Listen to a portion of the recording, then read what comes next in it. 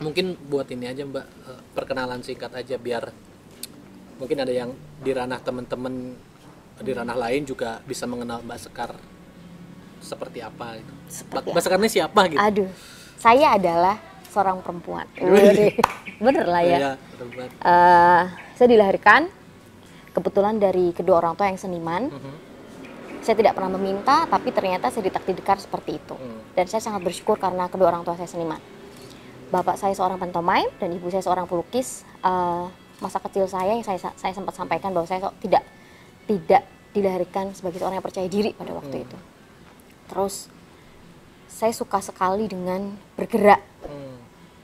Lalu kedua orang tua saya melihat bahwa kayaknya dia punya potensi sesuatu yang itu bagus buat masa depannya. SD akhirnya, bukan SD ya, sebelum SD itu kayak dia pernah ikut menari-menari, pernah ikut pentas gitu, diajak dengan tetangga saya itu pada waktu itu kayak pentas di panggung ke panggung 17-an. Lalu akhirnya tertarik dengan menari, malah pada waktu itu karena bapak saya teater, ada teman yang tertarik kayaknya ini anakmu bisa deh main teater. Nah, aku ikut teater dulu tuh. Habis ikut teater, lalu saya mencoba sesuatu hal yang lain. Saya tertarik dengan menari. Saya milih nari itu baru SD.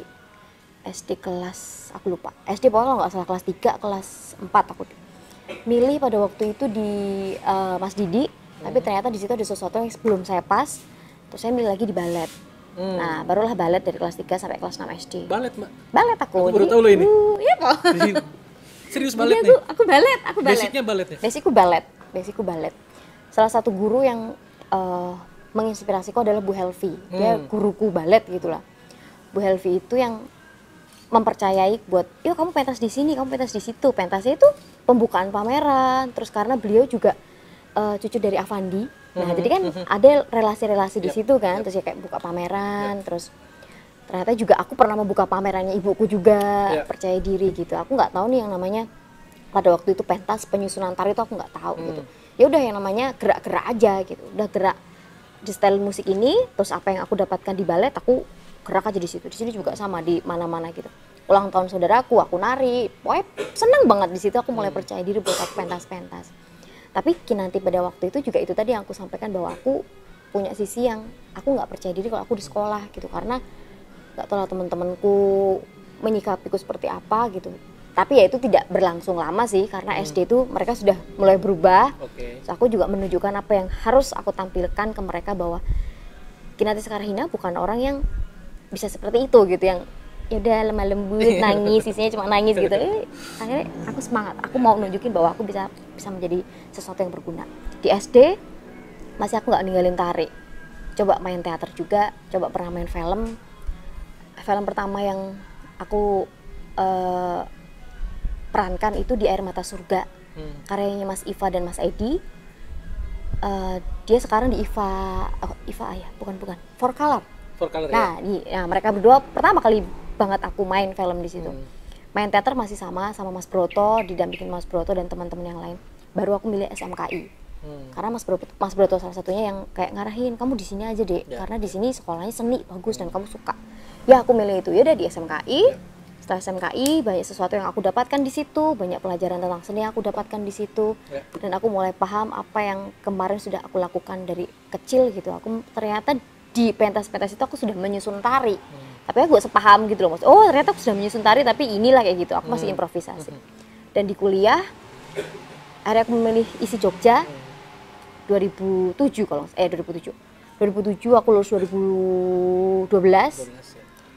Di situ juga sama, aku punya banyak cerita perjalanan dari mulai masuk sampai aku keluar gitu. Dan aku bersyukur aku dapat beasiswa, jadi sekolah juga gratis. Setelah itu lulus, ada yang minta nikah. Tapi aku bersyukur aku bisa nikah muda karena tapi itu jadi ini loh Mbak, ketika ada yang mengajakmu nikah itu jadi hari patah nasional di ISI loh. Mana ada? Itu tuh banyak cowok-cowok terutama di pertunjukan itu, aduh kenapa dia memilih orang itu. GR nanti dia ya. GR dia ya. Itu dia ya, karena memang tipe-tipenya dia udah tipe-tipe yang ngajak aku nikah nih. aku kasih cincin dulu nih, yang penting biar tahu nih dia udah ada yang nikah ya, udah ada yang tunangan gitu. Padahal belum tunangan tuh ya. Tapi nggak apa-apa, itu cara dia, cara anak-anak seni rupa gitu. Udah, terus akhirnya diajak nikah. Tapi perjalanan saat aku sebelum nikah ke dia adalah aku masih tidak sebagai kinanti yang percaya diri untuk berkarya. Aku masih setengah-setengah. Aku masih memikirkan pengelolaan bahwa ya aku taunya menari aja gitu. Ternyata kan di balik tari itu ada beberapa aspek-aspek lain yang saling bersinergi dan berkesinambungan gitu kan. Ya akhirnya di pernikahan itu ada sesuatu keberanian yang mungkin akhirnya kayak lompatnya tuh kayak jauh gitu dari basicku bukan basicku tradisi ya, basicku balet, terus karyaku juga pada waktu itu semi-semi aku bilang bukan ketubuhan tradisi, terus aku pindah setelah aku menikah tuh malah karyaku lebih kepada tradisi gitu, dan sampai sekarang juga seperti itu, sampai tradisi, hingga aku percaya diri untuk membangun atau membawa bendera Sanggar Seni Kinanti Sekar itu juga sama. Di situ aku balik lagi ke tradisi gitu, aku nyaman di situ. Ya perjalananku seorang Kinanti Sekar yang memilih dunia tari sebagai cintaku terhadap tari, ya ternyata aku konsisten dari kecil sampai sekarang aku masih nari gitu. Ketika lahir dari keluarga seniman, ini yang mungkin dari aku pribadi, aku bukan dari keluarga seniman. Bapak ibuku ya cuman guru biasa gitu, guru di SD. Sebenarnya ada privilege tersendiri nggak sih Mbak ketika Mbak menjadi anak seorang seniman? Maksudnya ada satu kemudahan atau ada satu gimana gitu jalan yang lebih mudah? Ada dua mungkin ya aku bilang, kemudahan dan aku bilang di sini ya, semacam aku anak jemek jadi bisa ngene ya, ada sesuatu mungkin ya, sinisme aku pernah gitu ya? Aku nggak tahu nama ala gitu lah. Oke, berarti ada keberuntungan tapi dan bertolak belakang juga dengan ada sinisme juga ya, gitu ya? Bisa dibilang kayak gitu. Maksudnya itu aku dapetin mungkin di SMK waktu itu ya, karena kan di situ awal mula aku bener-bener fokus ke dalam bidang tari gitu. Kalau dulu pas SD mah atau pas SMP mah ya itu bener-bener peluangku, karena sama bapak pun juga anakku pentas kene yo kayak gitu, anakku pentas di sini ya. Nah itu kan satu hal ruang yang akses dari bapak yang memang pengen memberikanku ruang kepercayaan diri untuk aku bisa tampil gitu. Nah sedangkan di SMK ini kan banyak yang tujuan kita sama gitu. Kita satu kita pengen dilihat orang, satu pengen dipilih gitu kan, terus satu pengen menjadi pionir di situ. Mungkin dia bagus nih, dia narinya bagus bla bla bla bla gitu. Nah di situ aku sempet canggung kayak, wah aku kok nggak dipilih kenapa ya gitu. Apakah aku jelek, apakah aku kurang? Ternyata aku belum punya basic pada waktu itu. Nah di situ aku coba buat gali, aku potensiku opo ton gene gitu. Aku punya bentuk tubuh yang bagaimana sih orang tuh yang memilih aku ikut pentas atau ikut tampil di situ. Ya wes akhirnya ternyata aku malah nemunya ke tari kreasi gitu kan. Di tari kreasi itu itu si Sekar tuh bagus loh, dia jogetnya ngono kayaknya. Akhirnya di kreasi terus. Dan kayak peluang sebagai anak seniman, memang benar aku beruntung punya bapak dan punya ibu seorang seniman gitu, yang orang pasti akan melihatku dulu. Tapi kan tidak hanya melihatku dan akan melihat skillku gitu toh. Jadi ya aku anak udah itu aja karena dia bagus. Nah jadi nggak hanya dia anak seniman tapi dia nggak punya skill, ya itu nggak akan tetap kepilih gitu loh, karena kan di sini bidang tari adalah skillnya gitu. Tapi menunjukkan sih. Tapi beban nggak sih Mbak punya orang tua seniman yang secara eksistensi tinggi? Itu beban nggak sih buatmu? Iyalah, aku pernah lah ngerasa kayak gitu, kayak aku setidaknya memperindah nama bapakku dan ibuku gitu loh. Aku tidak ingin terus menjadi semacam kayak aku harus bisa seperti mereka, lebih jauh. Ya itu mungkin keinginan orang tua ya, tapi kalau dari Sekar sendiri, maksudnya aku murni sendiri, biar itu berjalan aja gitu. Jadi aku nggak terlalu berambisius untuk aku bisa melebihi orang tuaku, tapi kalaupun itu menjadi bonus karena ada sesuatu hal yang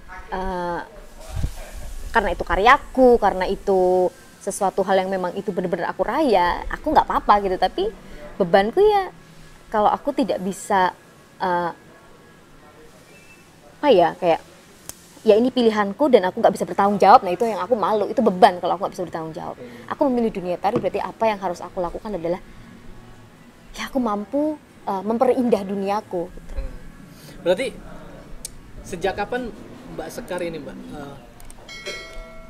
kayak memutuskan Pak baru dia Datang kan, datang karena bapak gitu soalnya kalau kangen nama nanya dia tiba-tiba datang tiba-tiba datang.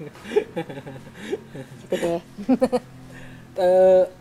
Kapan memutuskan ini Mbak? Memutuskan bahwa tari adalah jalan hidupku. Ya sejak mungkin aku menyadari bahwa aku nyaman memilih tari menjadi cara ungkapku tentang hidupku. Itu sih. Sejak kapan ya? Sejak aku memilih menari. SD aku bilang aku suka menari. Nah itu menurutku itu adalah pilihanku tepat. Wah gila sih, gila. Jauh ya. Gila jauh-jauh hari berarti. Tapi aku nggak terbayang loh, maksudnya ke depannya aku seperti apa. Iya, Cuma hanya aku ingat banget waktu aku memilih les balet gitu. Terus aku bilang bahwa aku cita-citanya adalah punya studio balet ngono kae lah. Ya udah, cuma itu aja titik.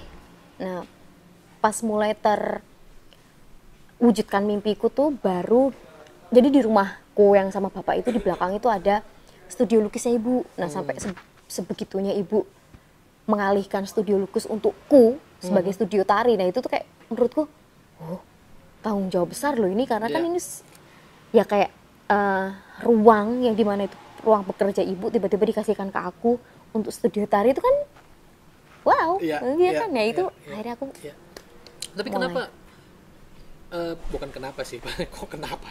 Kayaknya kesannya gimana gitu ya kalau kenapa? Enggak, ini lanjut yang dari yang tadi. Dari perjalanannya dari balet segala macam, terus pada akhirnya pernikahan, terus tiba-tiba tradisi menjadi pilihan. Aku menemukan kedalaman dan kenyamanan kali ya. Kedalaman maksudnya kayak kayak mungkin bapak menemukan pantomime gitu. Bagaimana beliau memvisualkan bentuk karyanya yang dia perlahan itu kan nyaman banget. Nah sedangkan di tari Jawa atau di tari klasik gitu aku juga dapetin itu, ternyata ada sesuatu yang bisa dikelola di situ, entah rasa, apa itu musik, apa itu kostum, itu kan kaya sekali. Nah itu yang akhirnya aku punya sesuatu yang bisa diramu banyak gitu loh. Jadi oh kok aku jadi larinya ke sini ya, ke tarian-tarian lebih ke semi-semi tradisi gitu ya. Nafas tradisinya banyak banget. Nah di situ mulai nyaman itu. Yang mulai karyaku pertama tuh aku setelah selepas itu apa ya, aku lupa tapi ada di 2012 itu aku mulai ke tradisi, terus aku mulai senang dengan tari Jawa, aku mulai belajar lagi tubuh tradisi kayak gitu, maksudnya entah itu klasik entah itu kreasi yang berbau-bau tradisi itu aku mulai balik lagi ke situ jadinya. Tapi sebelum memutuskan itu ada kebesin nggak? Bisa nggak ya hidup di tradisi gitu ya? Ada kepikiran gitu sih? Iya pasti, karena apalagi mikir hidup di tari itu bisa nggak sih? Gitu kan banyak orang yang bilang gitu, tapi kan ternyata aku meyakini bahwa dunia seni itu bisa untuk hidup gitu, karena ya kita harus kreatif, kita harus punya sesuatu hal yang menjadi tawaran ke orang-orang bahwa kita punya sesuatu hal yang bisa dibagikan tapi juga bisa dijual gitu loh. Tapi bukan terus kita mata duitan ya, semua bisa dijual. Itu kalau Mas Bagas pater hidupku, dia mengajari bahwa kita harus punya sesuatu hal yang itu untuk bisnis dan itu untuk apa ya kalau dia bilang tuh, kok aku lupa. Untuk idealis gitu. Idealis dan untuk bisnisnya. Bisnis idealis itu kan, dan realistisnya gitu. Realis dan idealis gitulah pokoknya. Jadi yang memang harus kamu jual itu yang apa, tapi yang ini juga bisa tetap mengakomodir apa yang menjadi keinginanmu untuk berkarya gitu. Itu sih. Jadi Mas Bagas juga selalu bilang kayak gitu. Kalau sekarang berarti kalau di bisnisnya Mbak Sekar punya sanggar. Punya sanggar. Sejak tahun berapa? 2015. Lama loh itu Mbak, 6 tahun. Puji Tuhan, alhamdulillah. 6 tahun yang lalu lah. Iya, itu juga kayak mimpi sih buat aku. Kayak satu hal yang karena aku senang berbagi itu tadi, aku senang berbagi. Tapi di sanggar pun juga kita nggak, menurutku sendiri apa yang mereka berikan ke kami itu juga akan kembalikan ke mereka. Maksudnya dengan uang per bulan mereka bayar kami, terus ya bagiku itu setara apa yang sudah kami berikan gitu loh. Tapi itu butuh orang-orang yang kita tanyain ya. Kalau aku yang ngomong kan nggak real nanti habis itu. Nggak apa ya. Tapi ada kok di YouTube kami. Wah deh, tetap promo YouTube Sanggar ya. Maksudnya kayak kita bilang Sanggar emang ada bulanan gitu yang tanggung jawab mereka harus bulanan ke kita. Tapi kita juga memberikan ke mereka tidak hanya sekedar ilmu, tapi juga ada sharing-sharing yang kita bagikan. Karena menurutku dan aku menyampaikan ke tim-tim dari Sanggar Seni Kinanti Sekar itu bahwa ya di sini kita nggak hanya membagikan gerak tubuh gitu, tapi ada suatu kedalaman yang kita bagikan ke mereka, sebuah kepercayaan. Kita narik, kita belajar bareng gitu kan. Kalau dia tidak dibangun kepercayaan diri kan nggak bisa, atau kayak nggak bisa ya kita coba dulu. Nah jadi di tim Sanggar Seni Kinanti Sekar tuh aku pengen mereka juga bisa sedalam itu membagikannya gitu. Jadi ya tetap di training dulu, tapi trainingnya kita tetap ngobrol aja, nggak training yang gini-gini ya, nggak gitu sih. Jadi secara naluri mereka akhirnya juga mendapatkan hal yang sama untuk sama-sama berbagi. Tapi jujur mah aku nggak konsentrasi loh ini untuk wawancara ini. Nggak tahu aku tuh orang belakang nih kayaknya. Enggak, bukan. Horror. Malah sama mbaknya sendiri nggak tahu punya kayak ngerasa dari dulu tuh segan terus. Kenapa ya mbak ya? Aduh. Ini diulangi lagi nih, kenapa ya? Apakah memang